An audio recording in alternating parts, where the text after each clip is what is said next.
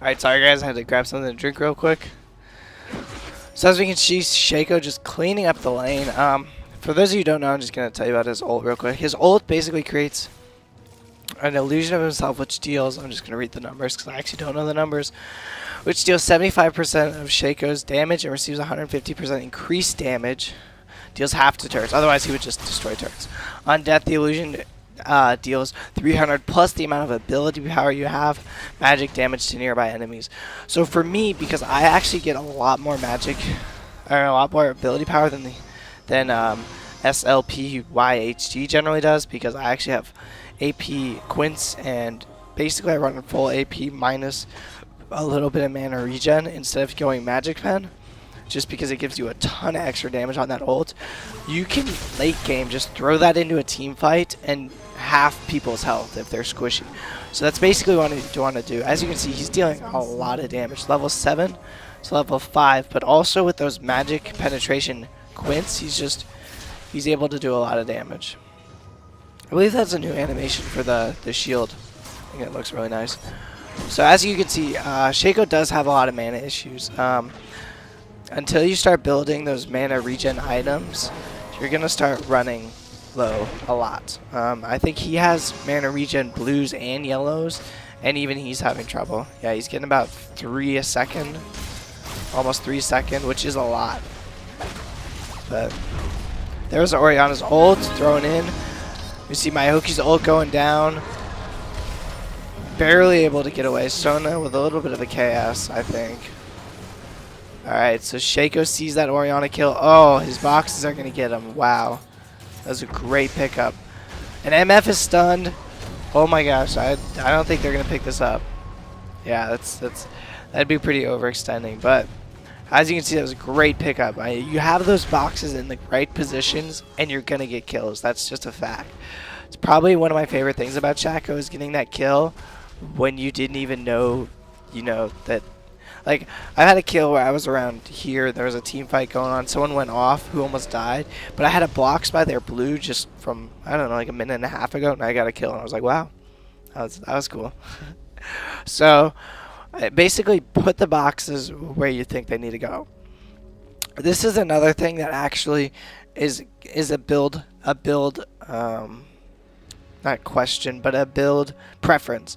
You can see he's picking up a Magi's, which it really depends on how you're doing. As you can see, he's 5-0-2, so I think it's a really good choice to pick up a Magi's at this point in the match, because it's still early enough that he can get all those stacks. But for those of you who just start with Shaco, I would not suggest picking up a Magi's. I would instead just go for the Deathfire Grasp for that extra damage. And there's another example of how he's just very versatile.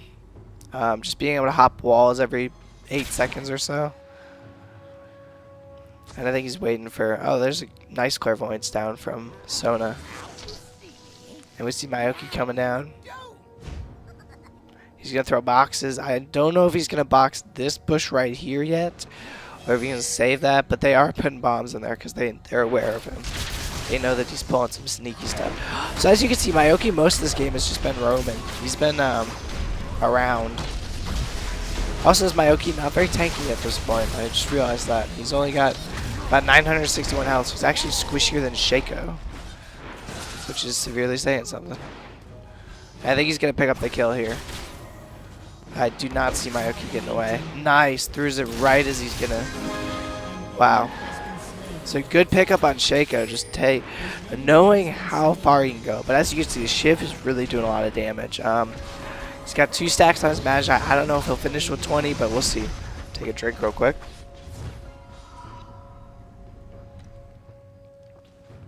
Little action here. Jarvan being chased out by... Ooh. Yeah, that ult of MF, if you're in the zone of it, really hurts. I'm not sure why Mord ran. Jarvan's a little angry. Yeah, he had full spell shield and about 1100 health. A little bit of team indifference going on there. Sona a little bit out of position, but he's got, wow, just a lot of damage thrown down from Shaco at this point. He's level 9. They really won their lane. I mean, as you can see, 13-5. Gonna have 2 boxes in there. one tumble though, that'll be the end of the boxes. So as you can see, he stays low on his mana pretty much all games. Sticks. One of the most important things is as you push a lane with Shaco, box there, box there, box there, because then you know they're coming and you're gonna get that fear, which is gonna give you enough time to escape, which is really important. But nice clairvoyance going down again. Gonna spot Orianna and a Mumu. As you see, MF, let's check the farm real quick, because that's one of the big things about Shaco. See, Shaco with the lowest farm in the game, and that's not surprising. Shaco is not a farmer, so anyone who hates last hitting, you should try Shaco, because he's not big on last hitting. As you can see, Mordekaiser just destroying mid. Look at this, 140 to 70, so MF really has half as much farm as Mord does. We also have Sona with 43, which is right on terms with Maoki, who's been kind of roaming. Jarvan at 83, who's out farming Nidalee significantly. So as we look at this, I mean, this team is clearly out farming the other team. I'd like to see Sona with a little bit more because Shaco's rather low, but it's all right. I mean, Orianna's at 35, which is only 10 above Shaco. So let's get back to the action. I'll talk about items in a little bit. Shaco, I think he was just going for a shiv to stop the teleport, but we'll see. Jarvan and... Ouch. Jarvan and M, yeah. I don't know if she got... No. Alright, so Mordekaiser and Maoki going for that kill. Oh, nice kill. Good pickup. Good use of the ult. That's going to be a double kill right there with MF. Back here, we've got Shaco being chased by Mordekaiser and Orianna. Really low on mana, but he gets that ult off, and that just does significant amount of damage to both of them. It's a great pickup there. Already up to 5 stacks, and picked up a blue with that Maoki kill. So really worth it. Sorry, I lost a little bit of the action. I didn't see him ult in time. But hopefully you guys caught the gist of it. If you didn't, you can just rewind. I was in the right general area, I think. As you can see, Shaco's ult is only a 70-second cooldown, which as far as ults go in this game is pretty fast. You can see him stacking.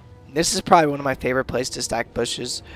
Not bushes. Stack boxes at all parts of the game, because a lot of characters walk right through here. It's kind of a main intersection, and I don't know if he's going to bait him or what, but as you can see, he has lowish health, and he also has the CDR from blue and basically the unlimited mana. So we're going to see what he's able to pull out here.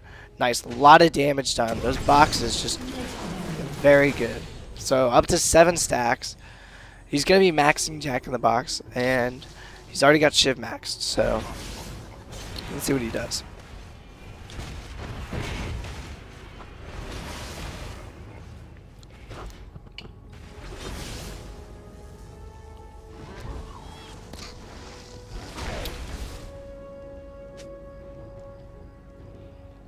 So yeah, as you can see, AP Shaco definitely a force to be reckoned with. He's really good at controlling zones and controlling lanes.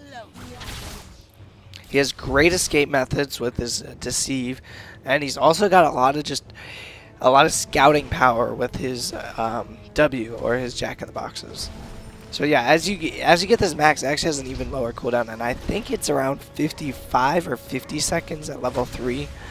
It does significant damage, 123. So basically, 450 plus your ability power, which 450 is a pretty significant amount of health. The only thing that really is tough about Shaco to get used to is how squishy he is. He really you can't team fight with Shaco is basically the gist of it. You really need to be backdooring if your team's fighting and pull them away from the team fight. Here we have a Maoki going in there, a lot of damage from the Shiv. And Maoki picks up the kill. That's a good assist for Shaco's Magi's.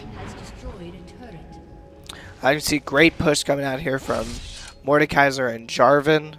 Mordekaiser being one of the best pushers in the game, and also one of the best solo lanes with this spell shield.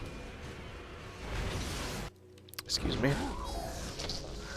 So here we have Shaco just stacking boxes in this location. The one thing I really have to comment on this Shaco, and I don't know if it's going to be that obvious from the video, is how hard it is to know where to stack the boxes in this game. Because, I mean, while that may look really easy to do, the fact that they were able to just pick up that kill it's really smart. I have trouble knowing box placement mid to late game. Shaco just able to deceive out of there and then get right back in the fight. Probably one of his best abilities is when you're getting focused or you're taking a lot of damage, you really just need to know when to back off.